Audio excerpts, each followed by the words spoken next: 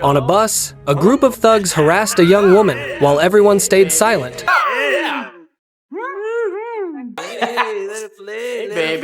Until a man in sunglasses got on with a pregnant woman. He kindly offered her his seat, but one thug instantly stole it.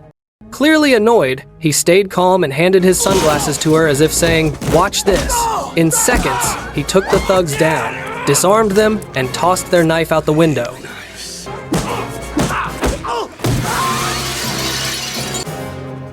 That man was Ray Quick, a former CIA explosives expert now living quietly as a freelancer after a tragic past.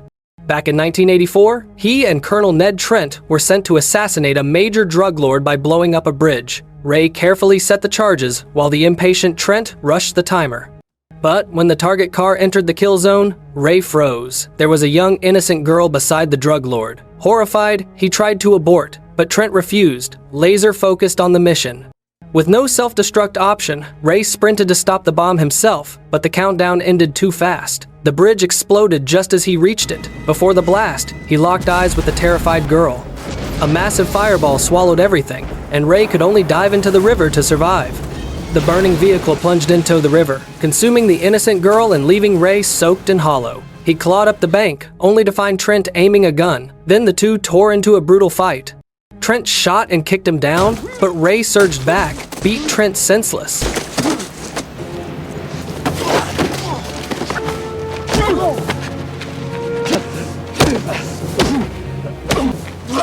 You like watching it die? And later reported him to the CIA for refusing to abort the mission. The agency fired Trent, while Ray, crushed by guilt, walked away and vanished. He became a ghostly bombs for hire, living off the grid in a fortified riverside warehouse, never letting clients contact him directly. Trent resurfaced in Miami, broken and bitter. 10 years on. A desperate woman called Ray, begging him to kill 3 men, swearing the courts were bought, and pleading that he was the one who could strike without civilian loss. He refused, counseling law over violence, and left. The call on his kitchen table. As he walked home from that call, a stray cat silently began to follow him, an odd, quiet companion to a man who'd chosen exile over blood for pay. When the bus stopped, Ray scooped up the cat and took it with him. The next day, curious and cautious, he traced the woman's number and followed her to a cemetery, where he uncovered her tragic past. She was the lone survivor of a home invasion. Thomas Layan and his 2 partners had murdered her parents when she was a kid. Her dad hid her in a closet, but through the crack, she watched everything. Her mom tortured for information, her dad killed helplessly. From that night on, May burned the killers' faces into her mind, and revenge became her whole life. Ray could see she was unstable, but also unstoppable. So he finally agreed to take out the 3 men. She told him she now lived under a new identity, Adrian Hastings. Meanwhile, at a Lyon family party, Trent resurfaced as head of security for Joe. Leon, a Cuban-American crime boss, and Thomas's son Joe was right there too, the same man who'd helped murder May's father years ago. Trent built a new life in Miami, but his obsession with Ray never faded. For 8 years he waited, knowing Ray would return, and he was right. Meanwhile, May, now Adrian Hastings, had already slipped into Thomas Layon's circle. Using her beauty and icy confidence, she hooked his attention fast, pretending to flirt just to get close. Thomas fell for it instantly, inviting her to dance while Trent watched from afar. Back home, Ray held the cat, still torn about accepting her mission, but her sad, steady voice kept lingering in his mind. Later at a bar, May kissed Thomas before an underling interrupted, and she recognized the man as one of her parents' killers. She walked out burning with hate while Ray observed from the shadows. Thomas followed, and she played along, getting in his car to keep her cover. At a lavish event that night, she stayed by his side as he proudly showed her off, totally unaware she despised him for murdering her family. Ray kept watching from a distance, fighting suspicion, concern, and a growing emotional pull he didn't want to admit. Ray's surveillance slowly made him realize he'd fallen for this fragile but fiercely driven woman. His feelings snapped the night he saw Thomas assault her at a party, yanking up her dress like she belonged to him. Ray burned.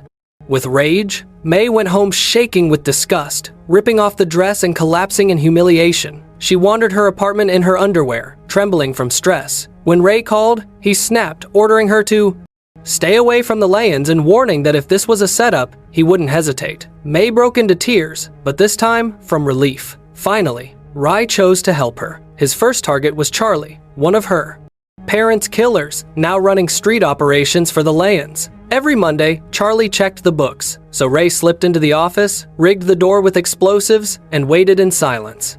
When Charlie unlocked the door, the bomb blew instantly, killing him on the spot. The next day, Trent, now head of Layon security, arrived and saw the destruction. The detonator had been obliterated by the C4, leaving zero evidence. The hit was clean and clearly done by a pro. Trent recognized Ray's signature immediately and demanded full control of the case, which Joe quickly approved. Ray, meanwhile, went home, fed his cat, and trained like nothing happened. May called, thrilled by the news, but Ray refused to meet and told her to stay away from the next targets. Joe then bribed the Miami police chief so Trent could join the bombing investigation as a so-called explosives expert. On the squad, Trent quickly grew suspicious of May after noticing her odd behavior earlier, and even though the team didn't trust him, he proved his skills on day one. Trent built a real bomb from random parts right on the table and dared the bomb squad to disarm it. When they failed, he calmly defused it at the last second, winning the respect of his team and cementing his place in the Nanak case. Meanwhile, Thomas took May to his private villa, showering her with affection and indulgence. May played along, pretending to respond, but inside, she was disgusted. After Charlie's brutal death, Joe Layon's organization went on high alert, checking every detail, even elevators. One of the killers from May's parents' murder 28 years ago, a heavyset man, grew paranoid, scanning shadows and crouching to check under his car, where a bomb was indeed found and defused. He had a guard drive first to test safety, but inside the building he triggered a hidden explosive, blasting him nearly 15 feet into the air. Furious over his accomplices' deaths, Trent stormed Thomas's villa, slapped May, and forced her to help lure Ray out, issuing an ultimatum: find Ray within 24 hours of the next killing, or she'd be tortured. May secretly agreed to help Trent in exchange for protection and access to Thomas, swearing to assist in tracking Ray. But Ray refused to meet, leaving her struggling to lure him out. Trent warned that if she failed before the third target was killed, she'd face brutal torture. Then Thomas appeared, their eyes locking in a tense, icy stare, though both stayed composed. If not for Joe trusting Trent, Thomas would have taken him out long ago. Unaware, Ray set a trap for Thomas, the last killer of May's parents, studying his routine, swapping his tea with a bomb, ready to detonate remotely. Just as it was about to go off, May entered the room. Ray rushed toward her, but the crowd blocked him, forcing a silent retreat. In the rain, he called her from a phone booth, hoping she survived, while Trent attended Thomas's funeral, Joe sobbing beside his son's casket. Joe blamed Trent for Thomas's death, accusing him of failing to protect his son, then demanded he hunt the bomb expert and capture him before the burial. Ray thought May was dead, so that night he sneaked into her apartment, took her necklace and socks as keepsakes, and vanished. At the same time, Trent noticed May missing, staging a fake funeral under her name and leaking it to the press to lure Ray back. When Ray returned, he saw messages from Adrian and replied, sending him straight into a trap set by Trent and the bomb squad. Observing closely, Ray realized Trent was behind it all. Trent forced a direct call, escalating into a heated exchange, shouting at Ray for being a cold-blooded killer and failed CIA operative, old betrayals fueling his obsession. Ray hung up, leaving Trent furious, while he wrestled with his feelings, finally admitting he'd fallen for May. He went to the funeral to say goodbye, but the casket held someone else.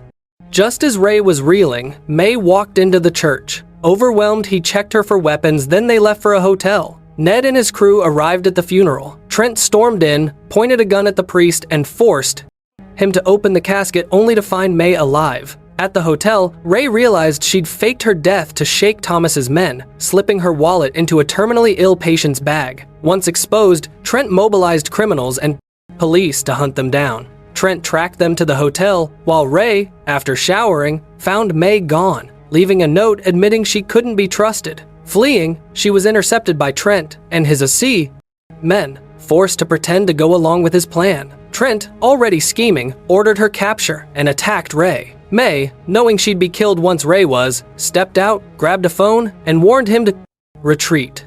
Ray, thinking she'd betrayed him, flew into rage, assembled a makeshift bomb, and moments later, Trent and his men stormed in, but his complex trap caught the assassins off guard.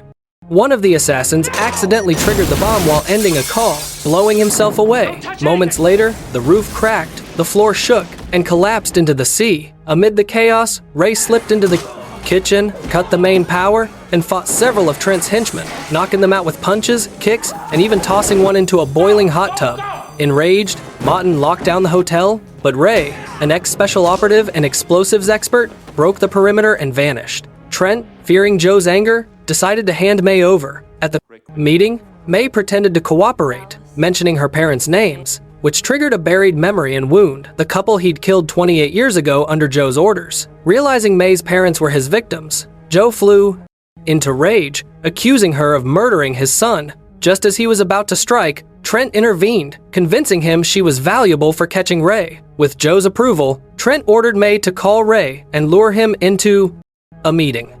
With no choice, May had to call Ray to save herself. She convinced him the meeting was urgent, slipping in coded warnings for him to stay ready while Trent eavesdropped. Ray agreed to meet at a riverside restaurant, but he had anticipated the trap, setting explosives that blew up as Trent's heavily armed team moved in. In the chaos, Ray and May escaped by boat to his safe house. Trent analyzed the call, using background noise and traffic to track them, and led police there the next morning. Ray urged May to leave, reminding her Joe the real enemy was still alive. Joe had ordered her parents' murder, and May was determined to avenge them, despite Ray's pleas to let go. As sirens wailed, the area was surrounded. Trent and police stormed in.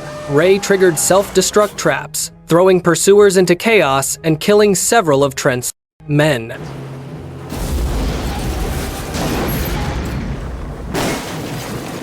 As they tried to escape through a secret passage, Trent, anticipating everything, detonated explosives that collapsed the walls, blocking their way.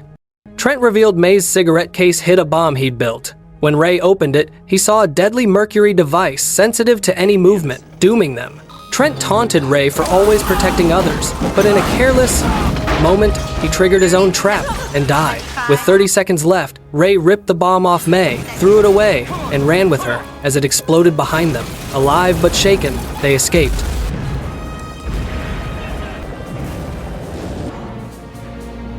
Finally, Ray mailed Joe a necklace rigged with explosives, which killed him. May heard the blast from a nearby car, saw it was over, and got in with Ray. They drove away, leaving revenge and violence behind, together, ready for a new life of peace, free from past shadows.